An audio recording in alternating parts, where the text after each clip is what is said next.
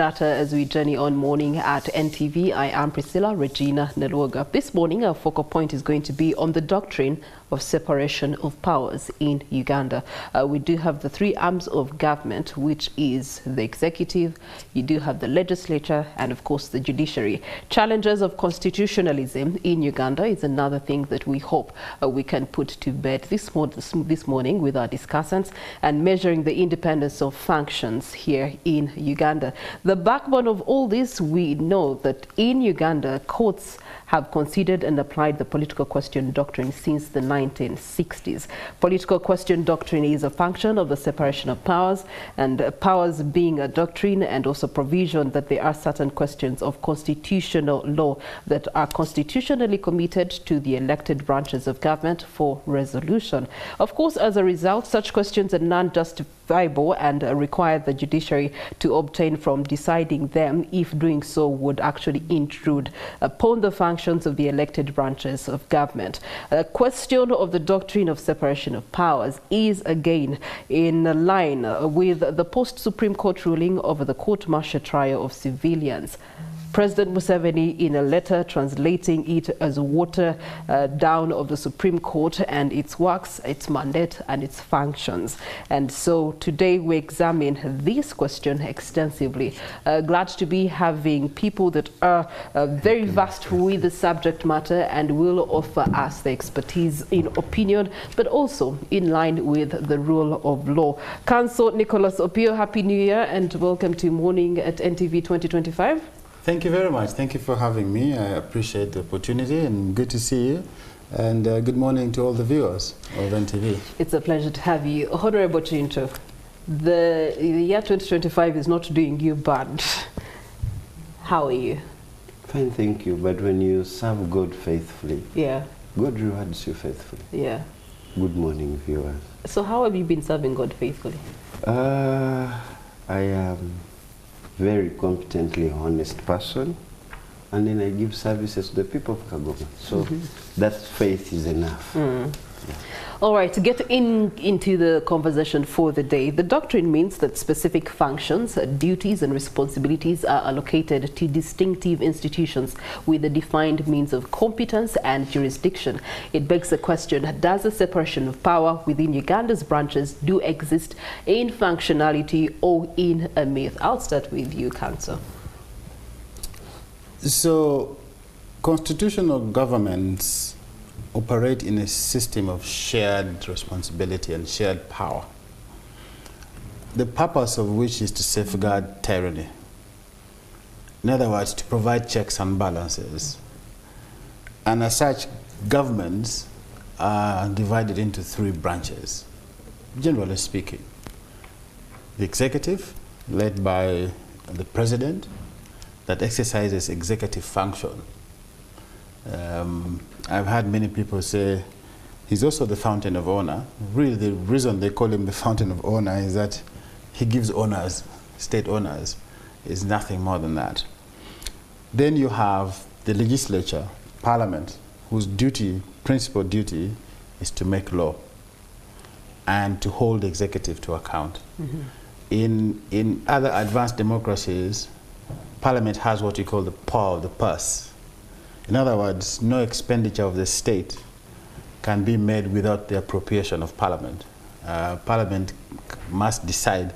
The executive prepares a budget, parliament appropriates the budget. In other words, if parliament says spend this money on grain to feed the people of Karamoja, the executive cannot do otherwise. Then you have the judiciary, whose sole function is to adjudicate disputes between and amongst individuals, but also to hold the two branches of government to account. The underlying consideration for this is that you are trying to avoid tyranny and to protect individual liberties of the citizens. So principally, that's how government is arranged.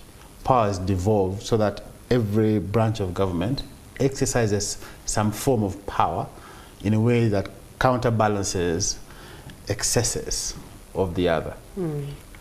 Now, in principle, people think that separation of powers would mean that one branch acts completely independent of the other. unfortunately, that's not the case. The branches of government act interdependent of others, not independent of others. Okay? The executive, in our case, has some sort of a fusion with the legislature, in the sense that members of the executive sit in the legislature as ex-officials, or in some cases, ex-officials mean unelected but appointed individuals. So you don't get a vote from a constituency, but the executive appoints you a minister, then you sit in parliament, like an ex-official. An example could be a person like the Attorney General or the Minister of Justice. They don't hold any constituency. Nobody has voted for them. But because the president has appointed them as ministers and Attorney General, they have a seat in parliament. So Uganda has a fusion of the two. Up until 2 years ago, there was also some sort of executive control over the legislature, sorry, over the judiciary. Now, the overlap of power in that instance was in respect of financial independence. In other words, it used to be that the judiciary would have to rely on the Ministry of Justice for its expenditure. But ever since they passed the Administration of Justice, the Administration of the Judiciary Act, the judiciary is now financially independent. So branches of government, while have distinct function, are also interdependent of the other, in a way that it ensures a smooth administration of the state. That is what is existing on paper. That's what it's supposed to be. Right. The practice, you can argue, has been between compliance and drifting away from that concept. Especially in young democracies, you have an imperial executive. In the case of Uganda, you have a president who's been in power for 40 years. Next year will make 40. You have a sense then that he is powerful, he is the law. You know, he issues executive orders and he thinks that that is law.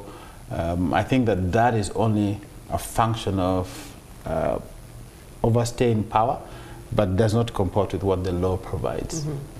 Okay, all right. Honorable Brandon Kintu, in your capacity as I trust that speaking for government on the subject matter, the doctrine of separation of powers in Uganda, is it a myth or is it actually functional for us as a country? Yeah, well, like Nicholas explains, it's just very clear. But as government, or as the NRM, where I subscribe, I think a mechanism has been put. And there are some organs like the judicial review, the reviews that have been made. And also we have committees, like in Parliament, because you also know that Parliament is another arm of government. Councillor Nicholas was telling you, we also, sometimes it's a big challenge that you have a member of Parliament, is a member of Parliament, but is also a member of the executive. Yeah, there are some decisions. Recently, when we had issues about coffee, we made a resolution as Parliament, the NRM members of Parliament, and then the cabinet came out. So I challenged asking my colleagues that, hey, look here, we're with you as members of Parliament, but there is a decision of cabinet. So there is that kind of contradiction. And if you remember, we had a crisis one time, we were discussing who does what. And some people holding positions government were fighting for space and kind of work. Where do you turn, where do you go? But at least some bit of balancing has been established within these organs to make sure that at least governance and other issues can be integrated within the system. But this also takes with the personalities of these office holders. We also people who think they are institutions. Somebody will say, well, for me, I'm so and so. We see communication. I will not do. But then also, when we are agitating for some of probably rights or incentives that we are supposed to have, some people accredit them to individuals.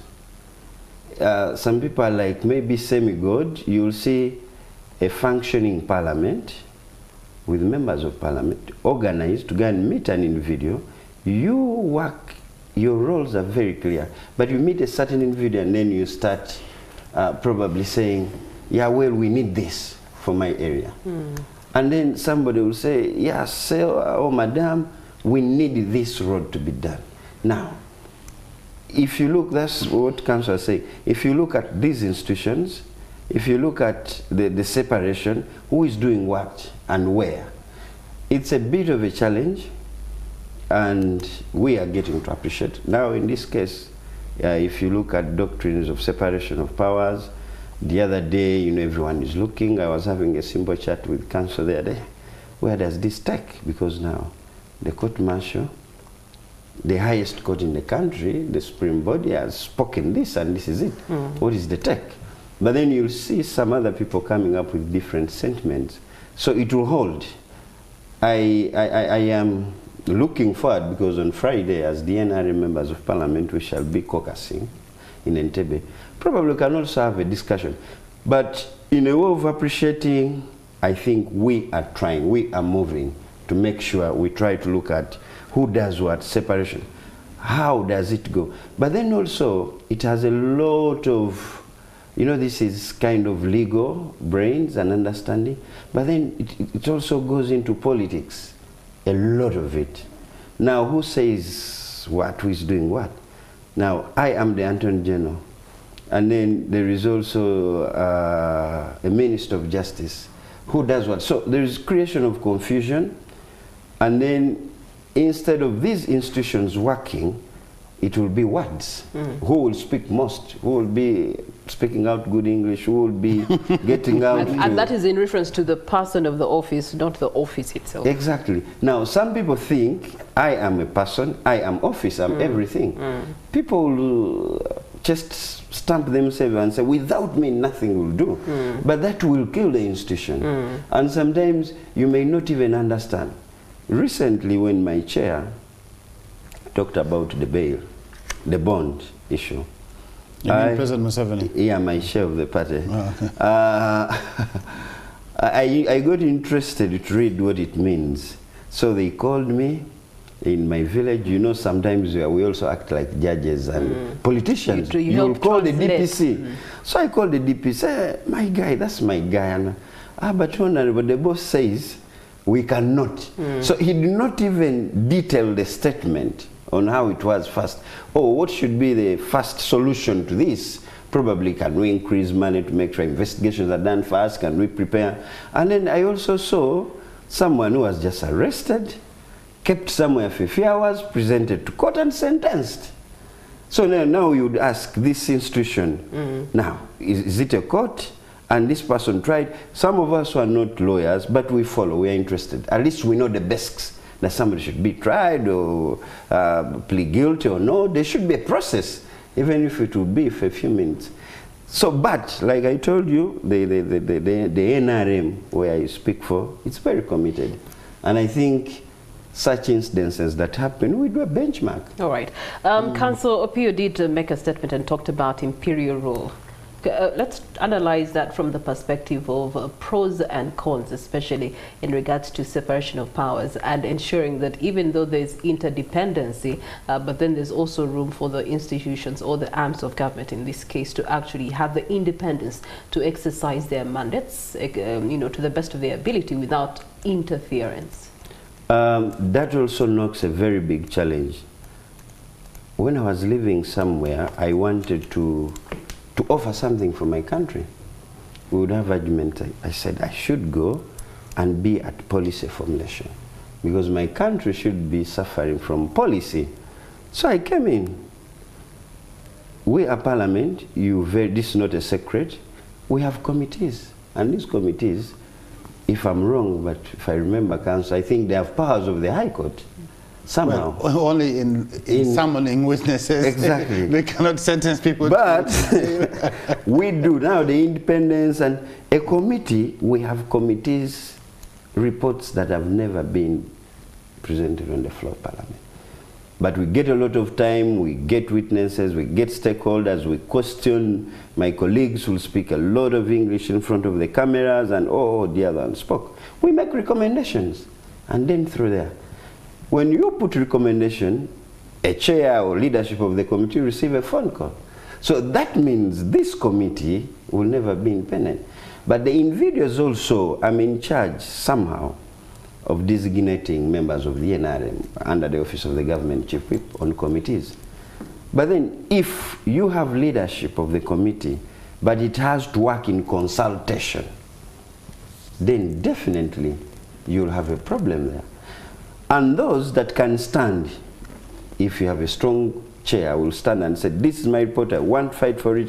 I remember the Uganda Airlines report, people came, I remember the NSSF. So there will always be that interference. But what do we have to do, like where I sit, is that we have to appoint designate members within the lines of those professions in the agencies they have to do oversight.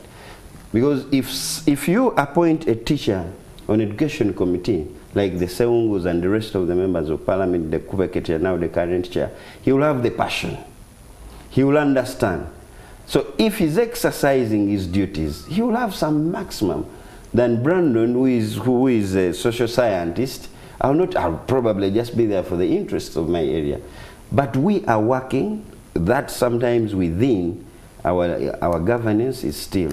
But I would want to also, especially since these are legal matters and which we need to understand, that the civil society organizations, the law council, I have just gotten to understand what are really the functions and the capacity, especially in this case of recent of the law council.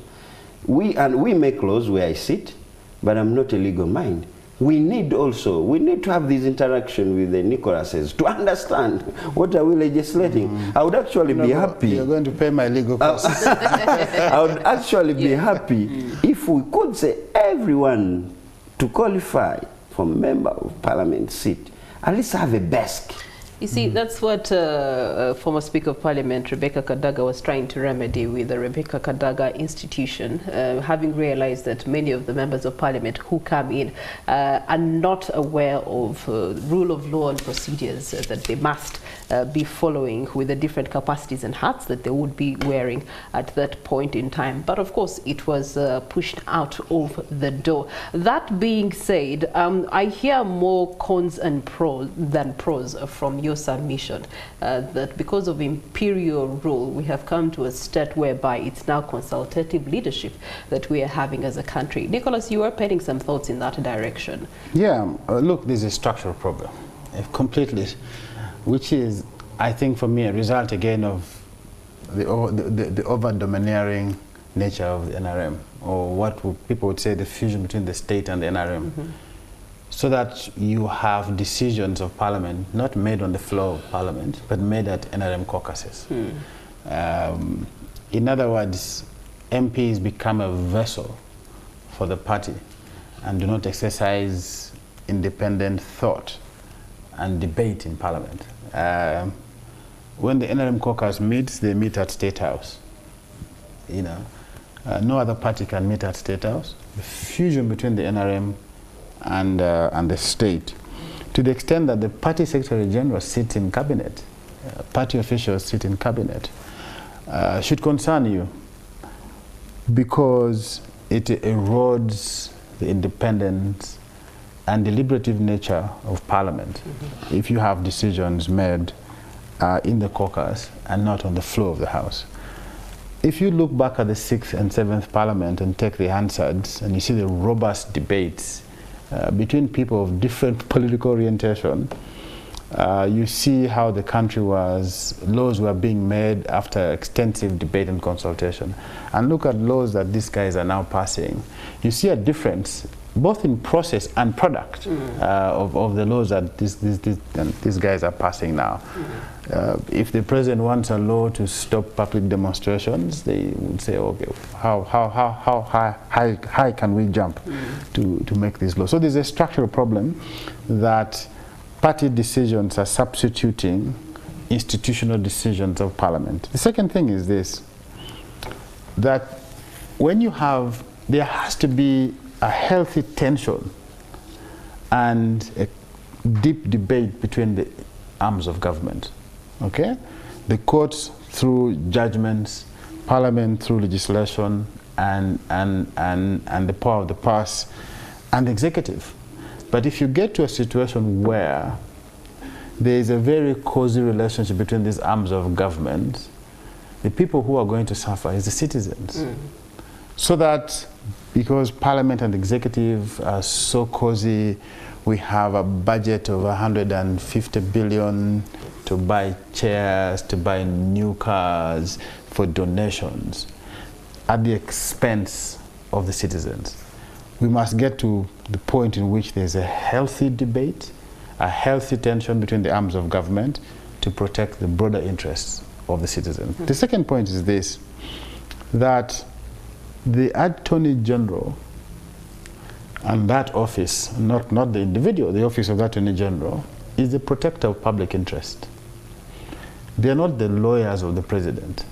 But in many instances, you have a situation where the Attorney General's office thinks and behaves as though they're lawyers for the executive at the expense of public interest. Right.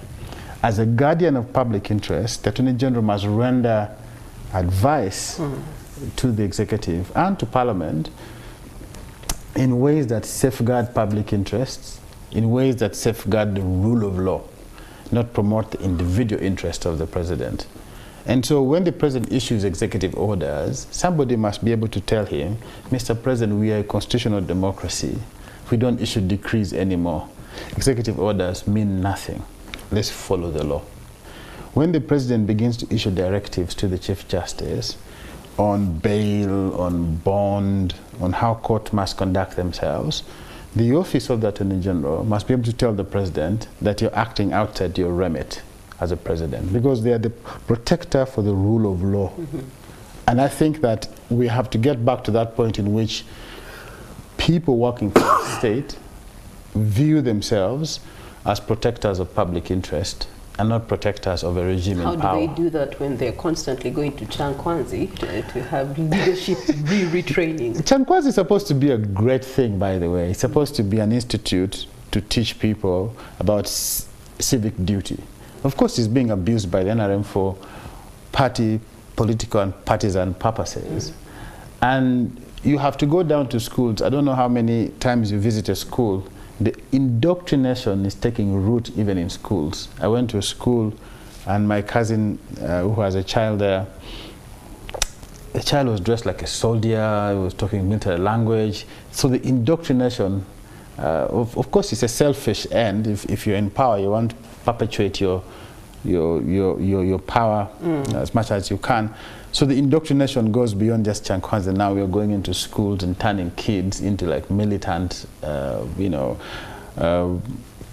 force for this country in the name of patriotism. You don't teach patriotism. You cannot teach people to love their country. You either love it or you don't. And so I think that for me, unless we get to a point where we restore a healthy tension, a healthy debate between the executive and Parliament and the judiciary. The judiciary has done its part in this case, made a decision on the General Court Martial. That debate must now continue in Parliament, and with the executive, it's a healthy debate, it's a healthy tension. Yeah. When they become too cozy, worry, they're dealing away your rights. All right, the judiciary seems to be suffering at all stakes and every constant time. There's a conflict of interest, especially with the executive, and sometimes the parliament has also become a semi-god in its own positioning. Honorable Brandon Kintu, we would like to have your responses to how the president did come and respond to the Supreme Court ruling last Friday, the statements and comments that were made in there. One of them, of course, seemingly questioning the powers of the judiciary and the competence of the judges. The other is reasserting the fact that the power is to the people, and the translation of that thereby. Of course, that's the first article in the Constitution, that power belongs to the people. The President, Museveni, is also a human being. And we can, like it or not, is the chief custodian of this country. Like you'd say in companies, is the CEO of this country. He also wants to be the accountant. He wants to be the office messenger. He does take an oath of protecting and making sure the welfare of all Ugandans.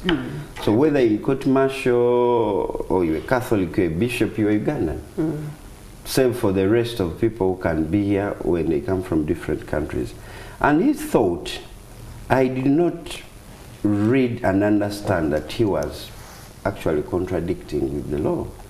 He was giving, like he mentioned casually, he's been writing letters of recent, and he addresses the Bazukulu, the generation that is preparing to take over, and he was giving his thought. And in one of his mind, he was like, well, how would someone who is a civilian hold a government store? We know there was a time in Uganda where we had great men who were in charge, and almost every prominent person in this country was armed. That took us into very serious instability in the country. So it was also popping questions. How? And then when it comes to discipline, the code of discipline, actually I just got a short interaction with the council. He was telling me, you see in discipline, the army, an officer can look at a private and probably has not buttoned his combat, and then that will be in discipline. Now, he was explaining how it came, and maybe when you look at also the judgment, they were knocking out some amendments, some articles, and some whatever they call them within the legal mind. But the president's letter was a concern, and I don't think this government that he heads respects the rule of law. That's why we have judiciary. And that's why there are structures that have been made to make sure there is regional balance, instability, and establishing so many courts so that people can get fair judgment. So I wouldn't really indulge into my chair's letter, but that was his concern. But you see, you keep referring to him as chair. In this discussion, we are looking at him as president, not chair of the NRM, but president of the Republic of Uganda. So we want your opinions as regards to the office of the president of the Republic of Uganda. Yeah. I mean, you can have titles as Reverend Dr. Father.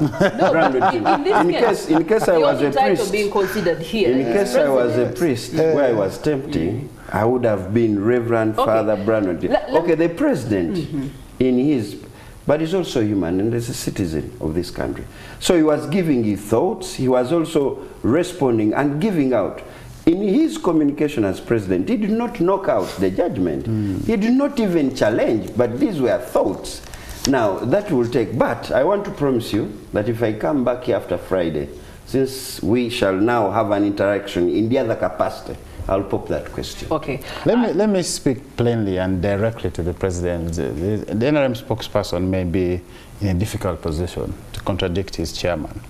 First, the president acted in haste. I don't think he had read the judgment of the court by the time he wrote the letter.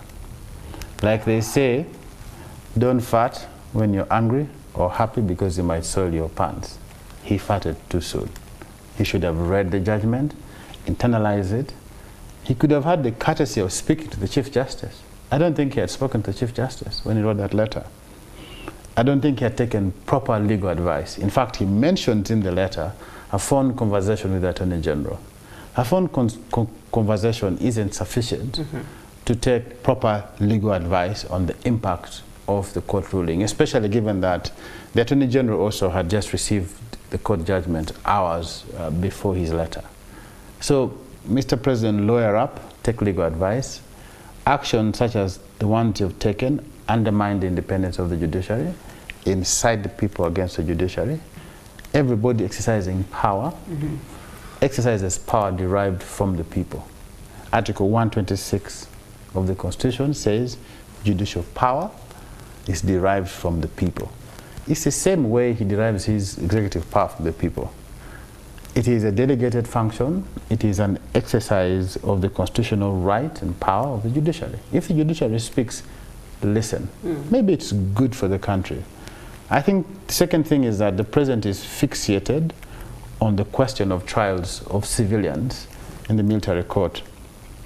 He erroneously credits the military court for stability in Karamoja, for discipline, but I think that statistics do not bear him out, because the court-martial hasn't stopped soldiers from killing people, hasn't stopped soldiers from committing crime. So the court-martial has not been anywhere responsible for stability of this country.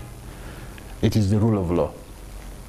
I think that the president must understand that the court judgment goes way beyond trials of civilians in military court. It goes to the question of military justice. People in the military system do not receive justice whatsoever. Structurally, that court is composed of laymen and women. Your bodyguard can become a judge of that court, member of that tribunal, and can sentence you to death. What sort of justice is that? You have people in military court who do not have security of tenure. Everybody exercising judicial power must have security of tenure to be able to make decisions independently. They are appointed by the High Command on a yearly basis. And so they act at the mercy, at the whim of the High Command. If you look at people who go through that court process, Museveni's own relative to Mukunde by marriage spent 11 years on pre-trial detention. 11 years. If Tumukunde can spend 11 years on pre-trial detention before being tried and given the punishment he was given, imagine what happens to ordinary soldiers.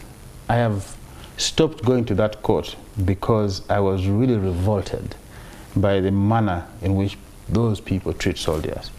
So these are other things in that judgment that are very useful. The court have made the work of Parliament easy by offering useful recommendations. Museveni's fixation with civilian trials in military court ignores all these recommendations. So I think that the president needs to calm down, take the advice of lawyers, and look at the judgment. The judgment is a fantastic judgment for the reform of military justice as a whole.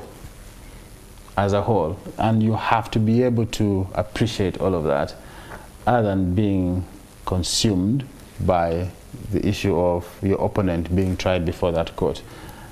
I think that we must tell the president in no uncertain terms to stop inciting people against the judiciary, because the judiciary also derives powers from the people. Yeah. Of course, we're speaking for the president, most prominent figure in response to the Supreme Court ruling. Let's talk about some military officials who also came out to issue official statements in response to the Supreme Court ruling. Yeah. What do you make of that form of interference and collision of power? No, I think that the people who issued, I think the most prominent one is Chris Magezi. Chris Magezi is an AD to the Army Commander, Muhoozi Kainerugaba. I don't think he's in any position to issue official statements on behalf of the UPDF. I think it was an action of being overzealous as a junior officer in the Army spokesperson, now acting Major General Felix Kolaije, hasn't issued a statement. He's the spokesperson for the Army. So I guess Chris Magezi was probably expressing his view or trying to read his boss's mouth and say the things he might think his boss might want to say. So in his capacity, are we as the people to whom the power lies supposed to separate the statements that he made to be the person of Magezi or the office? No, we must. Or we the must, representation of the uniform that he's wearing? We must put Magezi in his place. He's in no position to make a statement on behalf of the Army. He's not the Army spokesperson. Let him go and tie the laces of his boss. That is not his function. A professional soldier should behave better. A professional soldier should respect civilian authority, especially the Supreme Court of this country. Those statements undermine the UPDF, undermine the judiciary. In fact, shows us that some elements of the UPDF, like himself, may not be very professional. And I think we must put him in his place. And not be consumed by his recklessness, by his unprofessional conduct, because it is not in his place to make a statement for the government, for the UPDF, He's an AD. Let him go carry the bags of his boss and leave the function of speaking for the army to the people that are appointed to speak for the army. If I were in charge of the army, that would be a disciplinary offense. I would quickly reprimand him for being overzealous. He should have, if he had an individual opinion, said, in my view... And also if there was functionality in the army that you were talking about. If the army was a professional army, black and white. Yeah, we would discipline that kind of individual for making such kind of statements.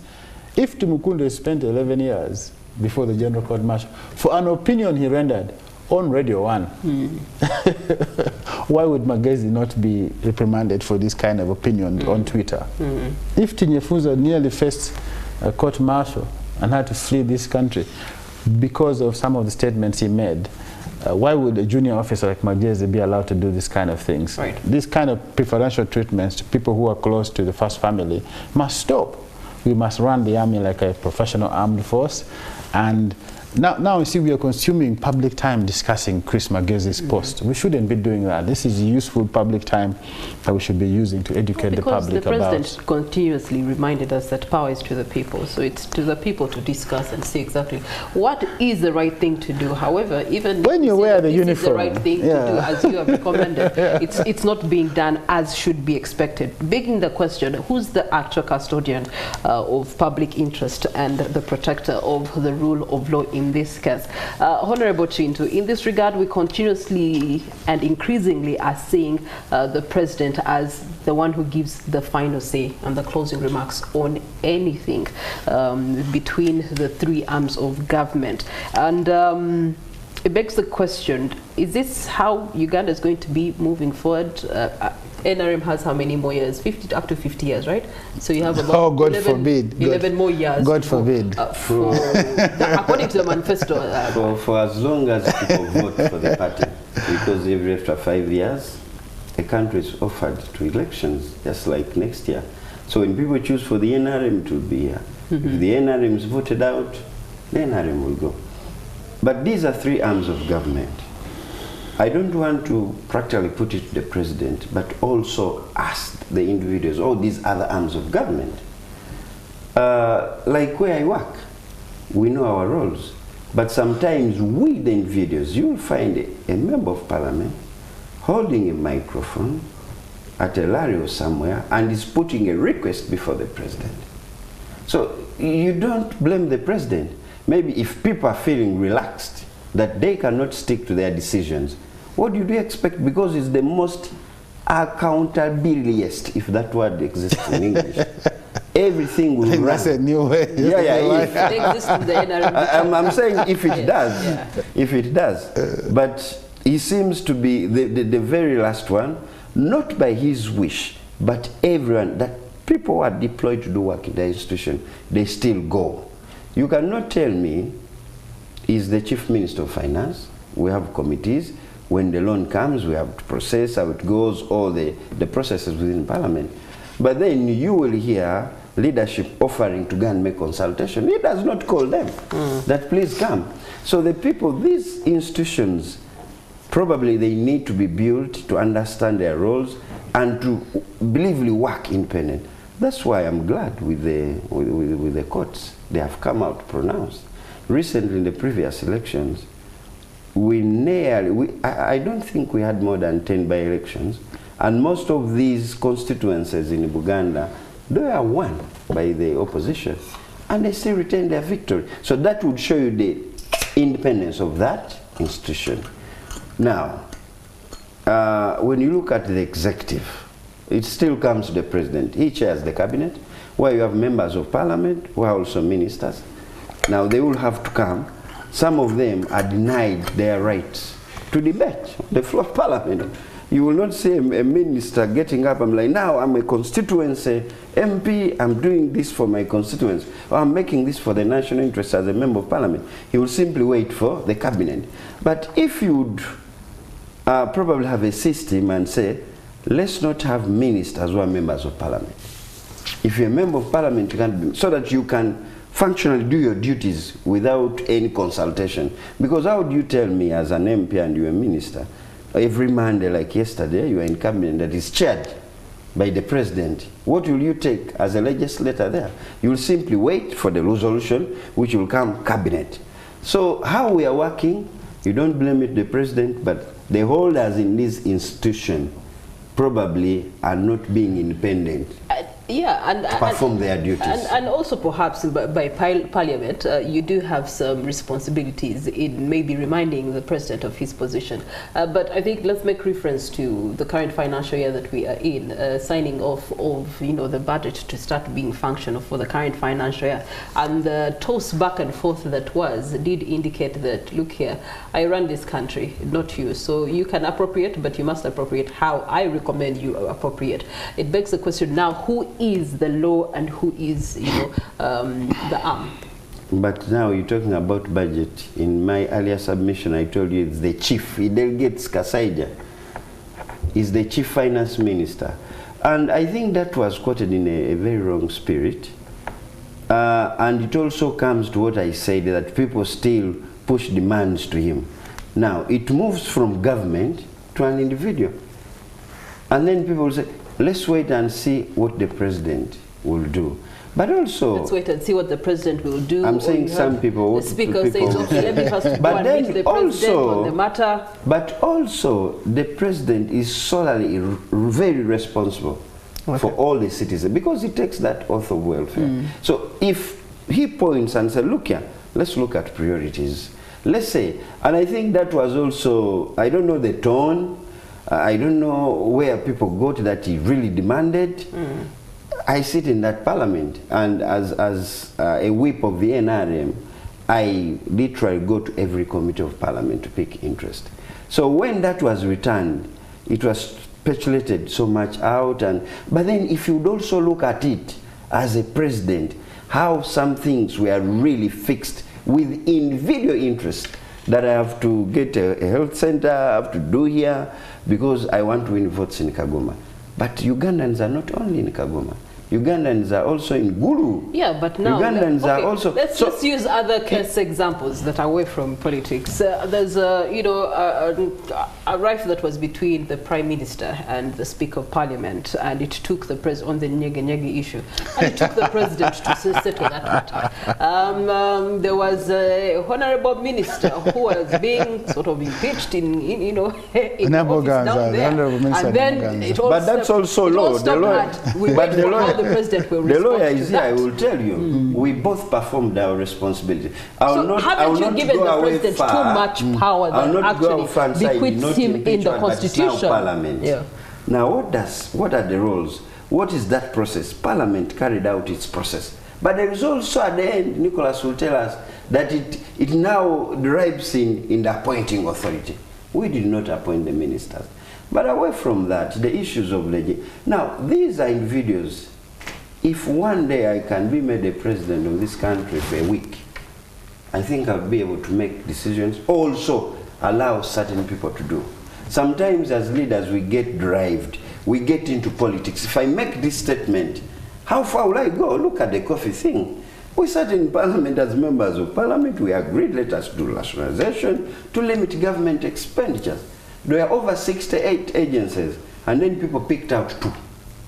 Regionally centralizing, if I speak about this, it will earn me the next term. So even those nyege, these people fighting for power, let's show who is impeaching who is strong. Sometimes we look ugly and shabby, but it does happen. But that does not mean we are not learning from it. You think there will be any other? Recently, there was a very valid point to the rest of Ugandans, where my colleagues moved the whole country looking for signatures. And then here comes a ruling of the court, and all the efforts die there. And then what do you go back to explain to the people? Was this a power struggle? Was it to show who is stronger? Or you are working for the nation to clean up, put things right?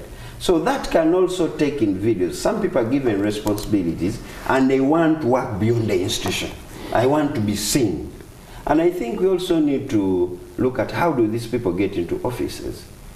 If you are probably holding a public office, how do you get there? Are you there on the mass of an individual, a certain sector of people? In politics, there are people who have good parents, good fathers. If you want to go through, see and so, that's my cocoon, that's my team.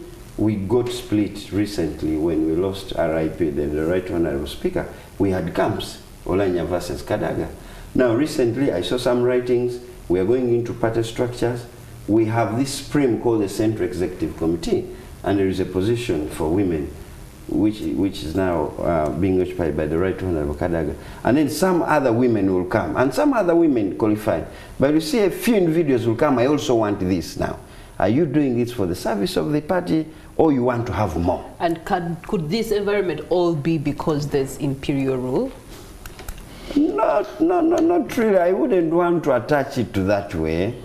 And like I told you, because some it's people not a culture push. that was in the first 5 years of the NRM, the first 10 years of NRM, and yet it's now a culture that has become of the NRM. But we are still committed as the NRM. Commitment is one thing, but expression of your commitment is not telling you what asked you're the saying. question, so I want to give you hope. If it has been there, I want to restore but your hope should be based on the evidence that we see before us today and now. That's why we are here. I can soberly speak about this openly without consulting. And even if somebody called me here, say this, I will not pick the call. So if we can be many of us, that means the system will change. Okay. All right. Nicholas has a book this morning, How to Think Politically. I recommend this book for every politician in this country. A wonderful introduction to history's most influential scribblers. Speaking of which, I would like us to have a benchmarking of democracies elsewhere. Let's stick to our neighbors in Kenya and how they've been able to actually respect the different arms of governance while ensuring that they can operate optimally and respect the decisions that be of. Maybe case in point would be the, the Supreme Court ruling on the elections that they had 2022. You can also give us reference to the Trump scenario, whereby a presidential candidate to be, and every other day there are new charges, new cases being opened up against him, but nevertheless today he's a sitting president. Mm-hmm. Look, Kenya went through a complete transformation as a democracy when they undertook, after the events of 2017. They went back to the drawing board. There is a complete devolution of power. You have county governors in Kenya who are very powerful, have huge budgets. I think that the Honorable Betty Kamia was right before she wetted her long beaks and crossed to the NRM. In the campaign she was leading, and she has now abandoned it, sadly, that you have an over-concentration of power in the presidency and in the president. To the extent that President Museveni sits sometimes to decide bank loans, people who have defaulted to pay bank loans.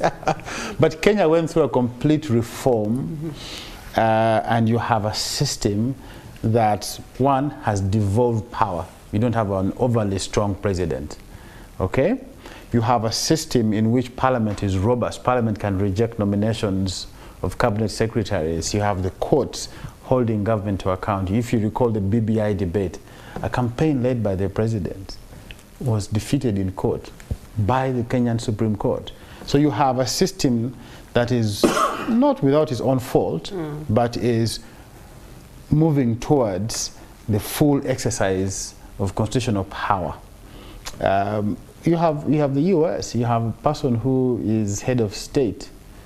When Trump was elected, he was being convicted in New York for economic crimes, for evading taxes in New York.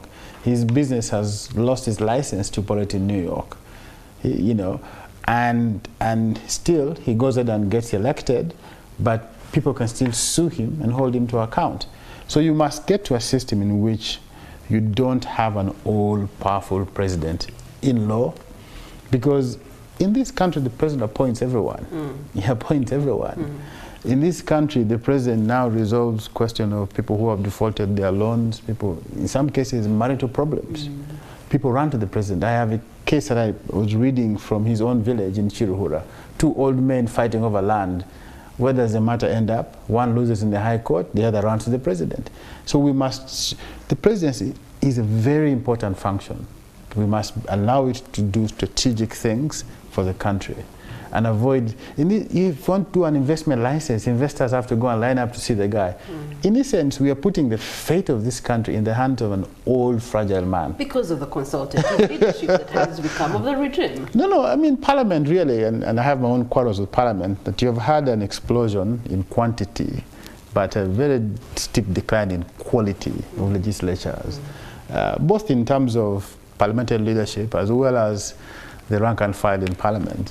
You cannot say these things of past speakers of Parliament. If you look at the records of Opakabulo, Ayume, and now compare it with what we have today, really you are left to near tears of how did we get here?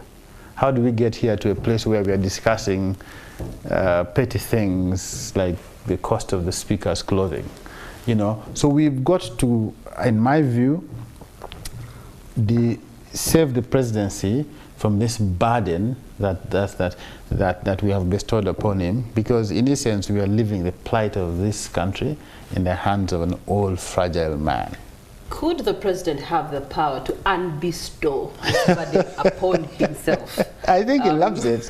I think he loves it. We'll be returning with Brandon answering that question. We're going to be joined by our man on ground, Ivan Wanyoro, and Stephen Bide. They're both going to be joining us later on. One of the things that they're going to be talking about is Terehe Sita, the 44th celebration of being prepared by Greta Basaka, and what it's going to be themed under for 2025 celebrations. Do stay with us. 26 minutes to the top of the hour. We still continue with the conversations here in Morning and NTV. Honorable Brandon Kintu with us, spokesperson for the NRM caucus. And of course, we do have Council Nicholas Opio, together with whom we've come to realize quite a number of loopholes and gaps, but yet opportunities that do lie in the doctrine of separation of powers, especially for the case of Uganda. We left off on the hinge of a question to be answered by Brandon.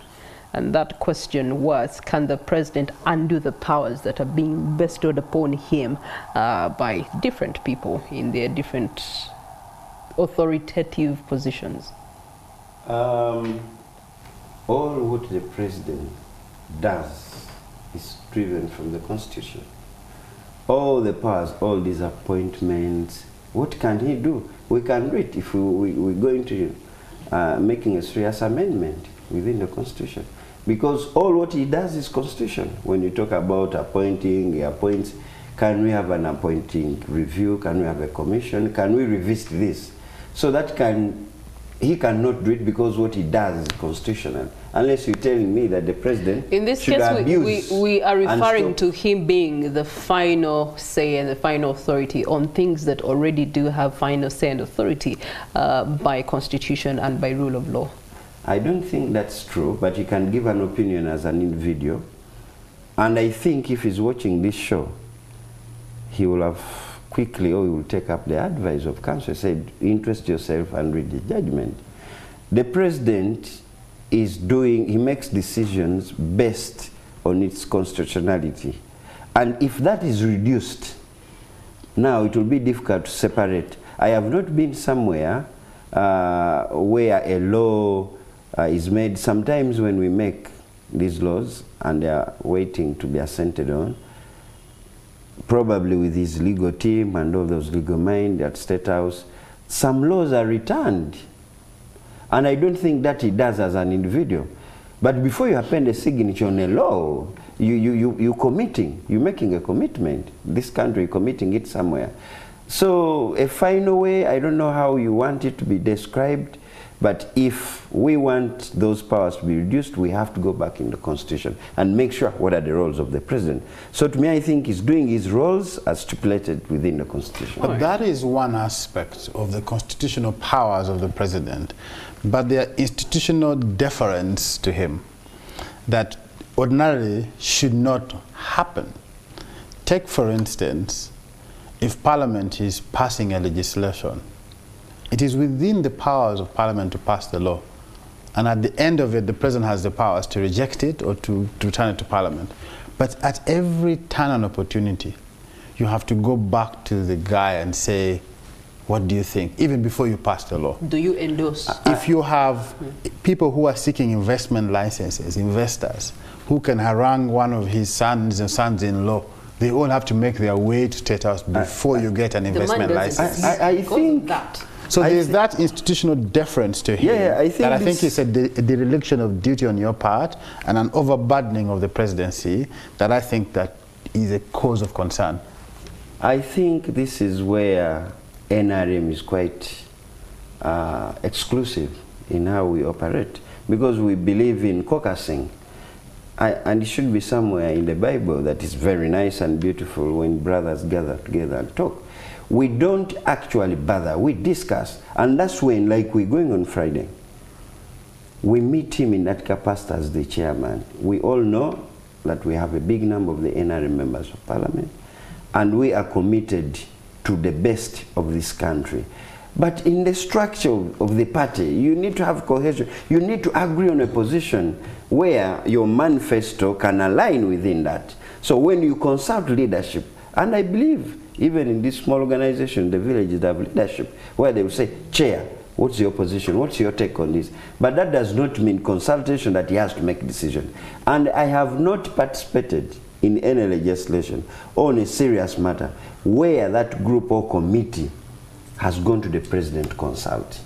So, but publicly, because Uganda is a terrain of politics, and politics is one of the most growing economic activity, even some people want to assume. I want to What's talk an to economic Mosaic. activity? It's not a representation. Politics is one of the most growing economic activity in Uganda. I like Somebody will camouflage and say, let me call the president. At least I have to consult, because they feel they want to be affiliated, even on things he doesn't know. Yeah, or again, it goes back to perhaps the enabling environment that has been created and allowed.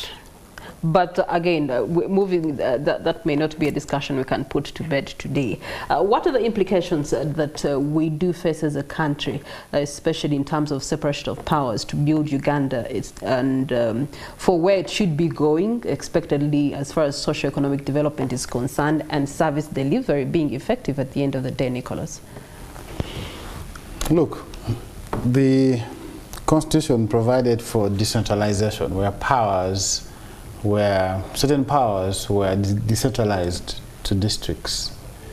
But over the last decade, we have re-centralized those powers so that districts have become recipients from central government. Many of these districts are broke.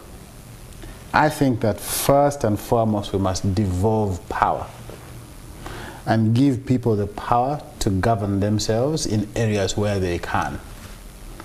And they know their priorities, they know what they want in their areas, give them the powers to govern themselves. The centralized nature of the system is that you're going to have a disproportionately disadvantageous system, so much so that certain areas will benefit more than the others. I've spent some time in Karamoja. You might think in a different country. Oh yes, you are, not you think. But if you cross to Western Uganda, you might think you are driving in the Alps of Switzerland. Beautiful roads among high, lush green hills and beautiful houses. That is the nature of how you appropriate natural resources. If you look at the kilometer per road of tarmac in this country over the last 10 years, you'll find that a disproportionate number has gone to one region in this country. If you look at all measures of civilization, access to toilets, pit latrines, access to shelter, manufacturing plants, it's all in the West. Ginger, that was an industrial hub, is now a shadow of itself. So we must decentralize power and leave as little as possible to the top, so that people in their own localities can begin to govern themselves. The second thing is this, that we must also begin to hold power to account. It is people's taxpayer money that is being misappropriated. You're taking money from some poor woman selling in the market, and you're using it to buy expensive cars for the office of the speaker. Really, think about it. It is ordinary people's money. You are stealing from the very poor to afford a luxurious lifestyle of 5 convoy cars. I think for the president is now over 40. It is taxpayers' money. we must begin to hold those leaders to account and begin to make them know that they act on behalf of and for the people and for the benefit of the people. Without holding power to account, you're going to have a disproportionately despotic and wasteful government. Because sometimes when you see people running at these rallies by politicians and being served a bottle of beer and a small plate of food, and they are really very happy and they vote back somebody in office who doesn't know what he's doing simply because he has done that, you worry for those people. We have to begin to raise the level of civic awareness for people to be able to hold leaders to account, so that these wasteful expenditures, it is not their money. They don't have that money. As Honorable said, they are there, some of them for economic gains, not for public service. If we do those three things, I think we're going to get to a place in which power truly belongs to the people and people can govern themselves the way they wish to be governed. All right, your magic word is if we begin to do those things. Yeah. Then it begs the question, how do we get to begin to do those things? Where do we start from? So leaders set examples. By our own conduct, in my own position, I inspire some people to behave a certain way.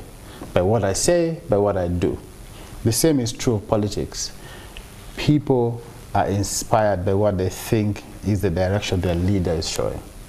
Somebody said fish rots from the top.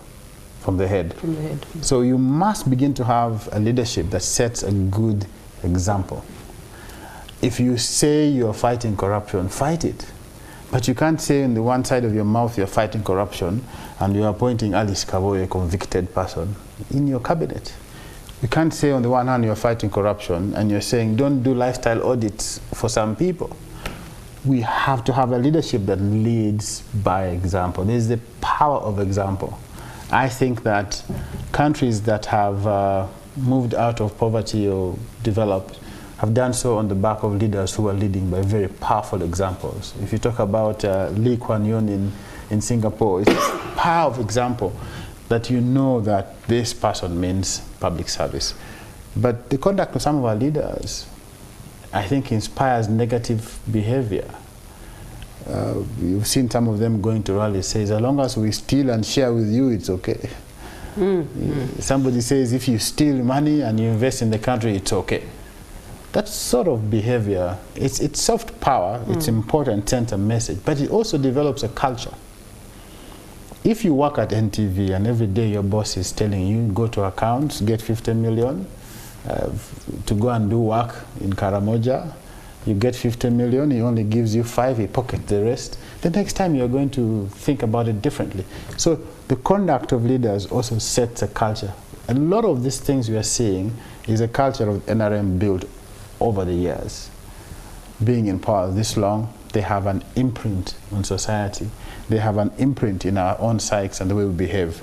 We must begin to roll back those things. And I think for me, it starts from the leadership. The Power of Example is a book in waiting by Nicholas Opio. Look out for it. Brandon, the Power of Example. The examples that we are seeing have moved away from good examples. They're now questionable examples by the NRM government, causing people to now start losing trust in the regime and its leadership and its authority, and also now giving the opposition some wings that they can fly over the continuous advocacy that they have been, that there's lack of fairness and justice in Uganda's systems, in Uganda's powers, in Uganda's functionality of its authority. The NRM has given a lot of freedom of expression, but you don't blame to the NRM. You have not given it. Come on, it's inherent. It's inherent. Actually, Nicholas here was telling you, you know, we offer ourselves as leaders in wrong places, positions that we don't understand what we must accord the people. But also you, the voters who are out there, you make it a problem. the monetarization of politics has denied equality of representation. Let me pause you right there. The monetization of politics. Who is offering the money?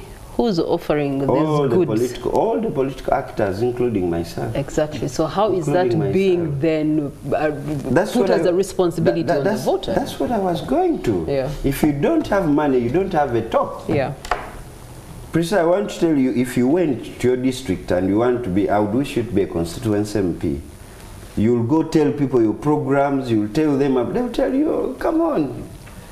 You know what we want and you know what you want. In my tradition, because it's the culture that you have accepted. Why don't you as a voter deny and say, I want to hear Nicholas, but you as one who has power and authority that has been bestowed upon Nicholas, you, why don't you streamline them in their place? DC for continuity.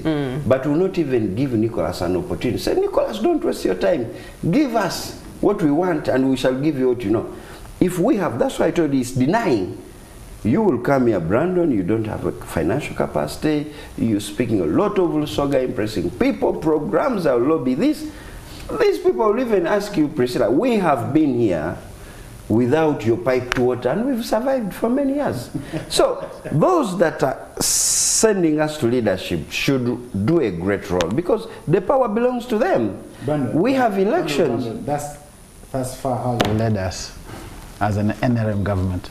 No, NRM is just a strong party. It's a massive party. You've been in charge of the country. You've been in charge of the country for 40 years. That is where you've led us. But Nicholas, even still, even in leadership of these political parties, look at the grumbling of individualism. Now that still comes. If I'm not there, I have very competent leaders in this country that will literally tell you, for me, if Nicholas is here, is where I go. Even if knocks the wall, I'll also knock the wall. Now, that is not empowering. Now, that will not blame me to NRM.